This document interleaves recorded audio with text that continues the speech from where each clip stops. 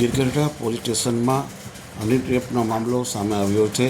દ્રોણેશ્વર ગુરુકુળના કર્મચારી સાથે હની ટ્રેપ થઈ છે. નકલી પોલીસ બની અને રૂપિયા ખખેરી રહ્યા છે. પ્રાપ્ત માહિતી અનુસાર પોલીસ હોવાનું કહી ડ્રગ્સના કેસમાં ફસાવી દેવાની ધમકી આપી 2.5 લાખ રૂપિયા પડાવ્યા. યુવતી અને 4 શખ્સો સામે ગિરગઢડા પોલીસ સ્ટેશનમાં ફરિયાદ નોંધાઈ છે.